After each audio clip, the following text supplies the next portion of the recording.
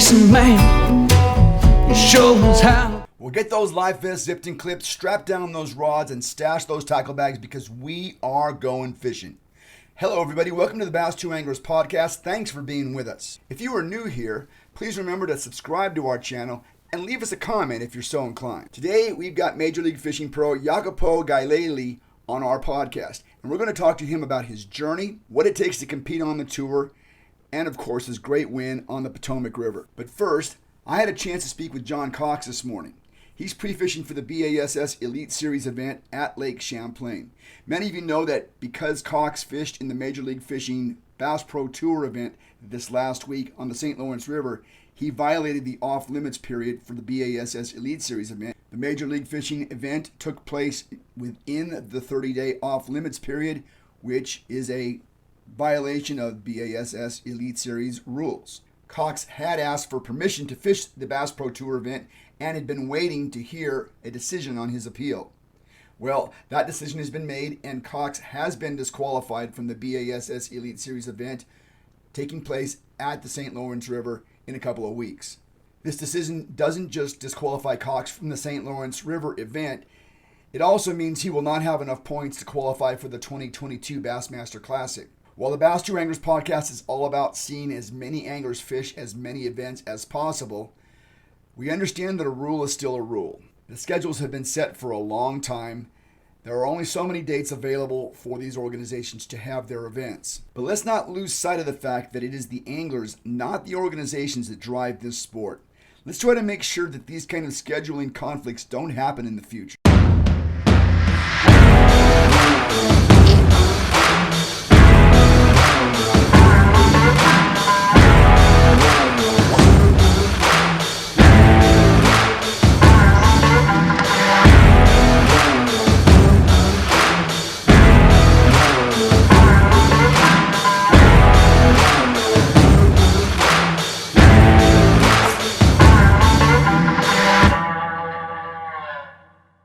Our guest today is a rookie on the Major League Fishing Pro Circuit. He is the first European to fish professionally in the United States, a Bassmaster Classic qualifier, and he is the winner of the Major League Fishing Pro Circuit event at the Potomac River. Jacopo Gallelli, welcome to the Bass 2 Anglers podcast. Thanks for being with us today. Ciao to everybody. Let's talk about your Potomac win. First of all, we got a lot of things to talk about today, but let's talk about your Potomac win. So in winning the Potomac River event, you caught 15.08 on the first day, 13.13 on day 2, 15.14 on day 3. But day 4, it exploded for you. You had a 20-pound bag. There were no other limits even close to 20 pounds. What was so special about that last day? The critical change was the change of bite for me that occurred after day 2. And I was losing too many fish. Okay, I was losing many fish. I was fishing a swim bait with a little Titan diver from BKK, which is one of my sponsors. But because of the very strong wind and the light bait, I had much slack on my line, so it was very difficult to set the hook 30 yards away. So I kind of understood that I have to change something because I knew I was on the fish to win. And I spoke with my friend Kyle Gelles, which is fishing the tackle warehouse with me.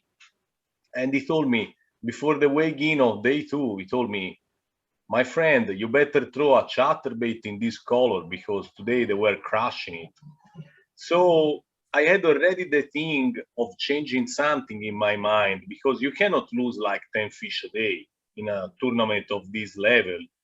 So I kind of said, okay, I was going to fish the chatterbait in a shed color, but then he told me to fish the crawdad color, and also I found the crawdad died in my live well. So the two things together was light for me, no, in my brain. And I said, okay, let's try. In the morning, we start like that. I was pretty flexible. And when I started in the morning, I had like 15 pounds in 1 hour. So I knew I was on the right fish with the right bait, and I was not losing any fish too. So I was kind of having the maximum from my spot. And so I started to be conservative a little bit with my spot. I knew I needed to be in the 16-pound range to advance to day 4. So that's what I did. I had like almost 16 pounds. And on day 4, I had not to conserve nothing. I could just destroy everything. So obviously, the 4th day I could fish without any break in my mind, and I made it happen. Also, the more I was fishing, the more I was understanding what those fish were doing and what how they would like to have my bait retrieved, which was very strange retrieve even for me. It's not something I do usually, but I kind of understood as the tournament progressed that I was getting the bite either on the drop or in the immediately fall after the stroking, when I was ripping out the grass. So I started to do that on purpose because obviously I was having bite only when I was using that retrieve, and I started getting more and more bites all the time. So I was doing that all time the day 4, and I tell you, after 6 hours, I had my arm completely sore. Okay, so this is really important. So you're fishing a vibrating jig, very similar to the way I think in the past I've fished maybe rattle traps in deep water, popping up Yeah, out of grass. very similar. Very Yeah, similar. okay. That's the So idea. I get that. And I don't think I've ever fished a vibrating jig that way. I usually just throw it on a steady retrieve, but it was getting hung up in grass, so you had to pop it out. Yeah, and another very important thing that I was doing was kind of trying to get the most of all the little detail I understood while I was fishing, because obviously doing that kind of strange retrieve, I always had the bite. I mean, the bite from the fish just when I had the rod almost over my head. Yeah. So this day 3, I lost a couple of fish because I had no room to set the hook. So I started to cast instead of always, no, I mean, as far as I could. I started to cast a little bit closer, so I had less slack line and I could set the hook on them better. So was really, I had the mind so clear trying to put together all these little piece of the puzzle, and work it out pretty good on day 4, I would say. Absolutely. This is really interesting because a lot of times we think the longer the cast we can make, the better we have a chance of catching these fish because they're further away from the boat. But those long casts, you couldn't get the hook set. So short casts allowed you to keep your rod tip at an angle where you could still swing on the fish. Yes, I was still casting very far, 28, 29 yard average, but I was not casting to 33, 34, 35 because I was always fishing with the wind on my back, so I could really cast far away. But when it was too much, you lose the fish. So because the spot was only for me, I decided to really approach this way without fearing to spook the fish, because also I was working that spot very cautiously. I was not using the trolling motor. I was drifting in the wind. I was using my Raptor just to stop the boat every since. So I could approach those fish with shorter cast than average just because of that. On the day after Major League Fishing Day 5 telecast, you did a on the water kind of a seminar, and you talked about a specific kind of grass that made that spot special. Can you give us some insight onto that? Yeah, I mean, the grass that was over there was the milfoil. Milfoil. In that river on the Potomac, and I had this help from a buddy, Troy Morrow, that is fishing the tackle house with me. And I would like to say thank you to Troy, because I have to call him and say thank you, because he just gave me a little advice before the tournament, and he was working on my boat, fixing a thing, and I said, so what will be your suggestion for the Potomac River? And he told me, just find the milfoil. And that's what I did. I was hunting for the milfoil. And I would say that the best grass you can find on the Potomac, I have proof of it, is the milfoil. Okay. At least on the Potomac River. And so now in your mind, with that vibrating jig, pumping it like you were, are you mimicking a crawdad in that situation, or are you a certain kind of a forage, or is it just a retrieve? No, I was doing both. I was trying to imitate a crawdad with it. You know, sometimes those crawdad, they kind of escape and they make a very sharp run away. And that's what I was doing with my stroking technique. Also, I was enticing reaction strike from releasing the bite from the grass. So I was having two kind of bites during the tournament. The first kind was on the fall, and that was completely a eating bite, you know, a feeding bite. And then the other kind of bite I had was the one with the rod tip very high when I was stroking the bait out of the grass. And that was mainly reaction strike. Koppel Outfitters wants you to go have an adventure now. Koppel Outfitters specializes in adventure gear. Anything you need for getting outside, Koppel Outfitters has it and more. Go have an adventure now. We are talking to Jacopo Gallelli, and he is the winner of the Major League Fishing event on the Potomac River. And I wanted to talk a little bit about your background. Jacopo, you come from Florence, Italy. Your hometown is world renowned. It is the connection to the Renaissance. I mean, this is where modern thinking developed. You come from a culture that is thousands of years old compared to our culture, United States. Our culture is about 200 years old, a little bit more. But you got people like Michelangelo, Brunelleschi, Galileo, Leonardo da Vinci, Jacopo Gallelli. These are some of Florence, Italy's most famous citizens. My question is, how does a young man find bass fishing in the shadows of those traditions? Yeah, it's a very long history. Everything began when I was 4 and I caught my first fish. And I stated immediately, I don't want to tell you the whole story because otherwise we will stay over here or even by night. But I caught this sunfish and I say, I will be the fisherman. And it's true story. I told my dad and my brothers, when I will be grown up, I will be the fisherman. I didn't know I was going to be a bass professional. I was thinking maybe to cast net. I don't know. I was a 4 years old little guy, you know. So then growing up, I always kept fishing because that was my biggest passion. And when I was 16, 15, I would say, I joined this club in Florence, Lampi nell'acqua, that is like lightning in the water, the translation.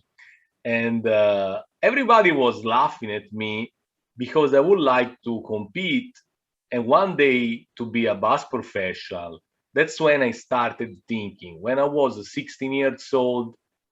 And this thing that everybody was laughing at me kind of gave me the right motivation to fight like there was no future and trying to rise on the ladder of Italian bass fishing and then American bass fishing. So during the year, I won many tournaments, trolling motor series, team championship, solo championship, the Bass Nation twice, the MLF once. Then I have been second and third many times in this championship. So in 2018, I had the chance to fish two big tournaments here in the States. The Costa Series, so the Bass Nation Championship. Went to the Bass Nation Championship and I qualified for the Classic. So after that, I became a professional, and I started to really pursue my dream of being and compete among the best angler in the world.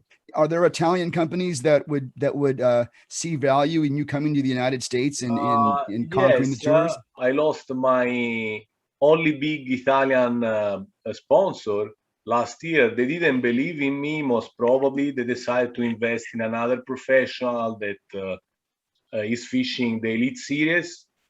And I can tell you, they made a big mistake because now, no, I had three articles in Italian newspaper in the last week, even the most important one that never talk in the past about fishing, because fishing is not even considered a sport in Italy. Right. So anyway, right now I have no Italian sponsorship.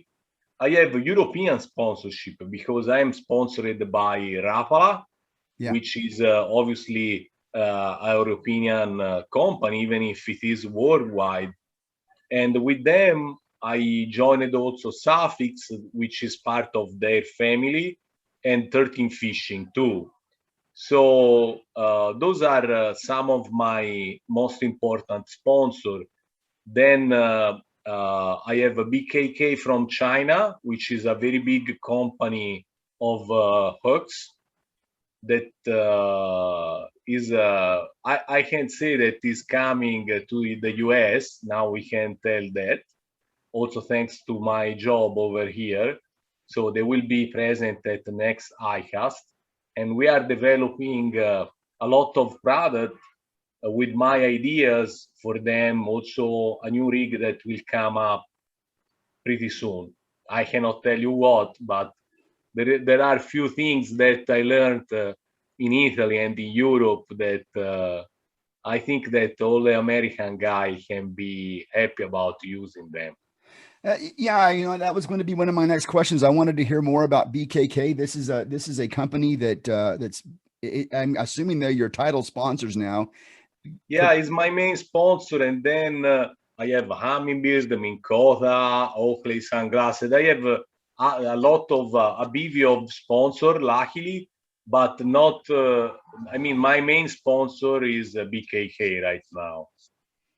And you're bringing them to the United States. That's got to be something that they're very excited about.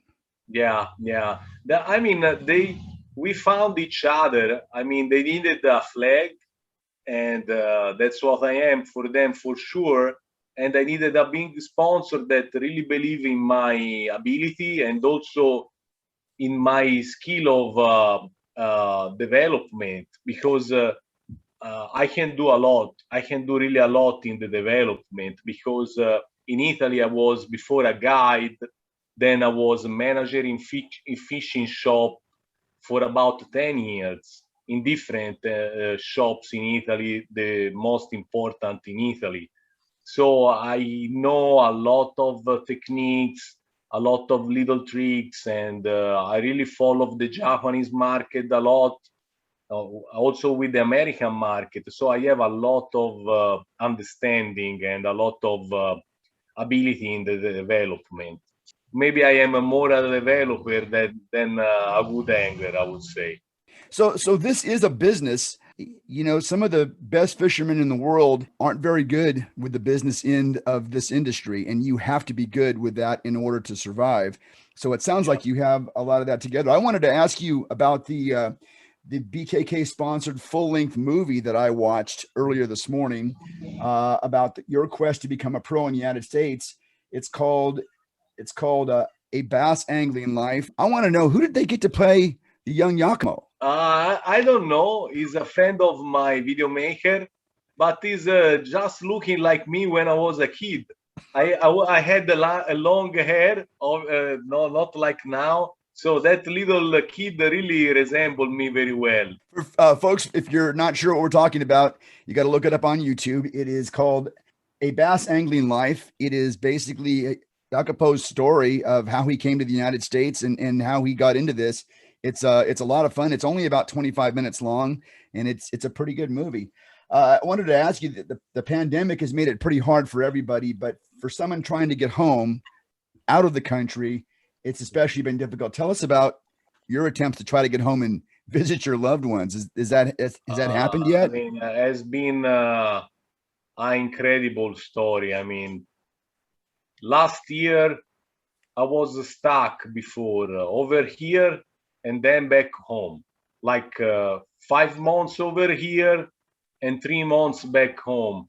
So when I came back in August last year, and I lost many tournaments for that reason, and I kind of knew that it was tough to get back here, even if I have a visa and I qualify from the national interest exemption. So right now, just to don't lose any tournament, I never came back since 10 months and a half.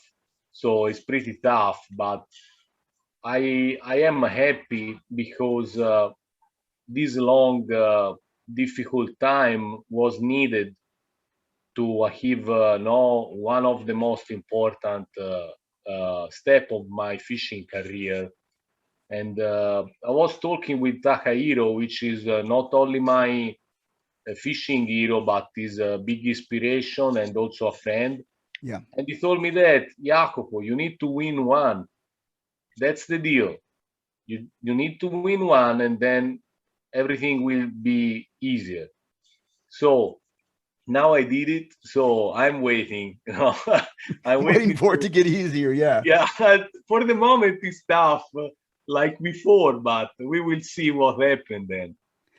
So currently you're in 64th place on the Tackle Warehouse Pro Circuit, but you're only 21 points out of 48th place, which is the cutoff for the championship.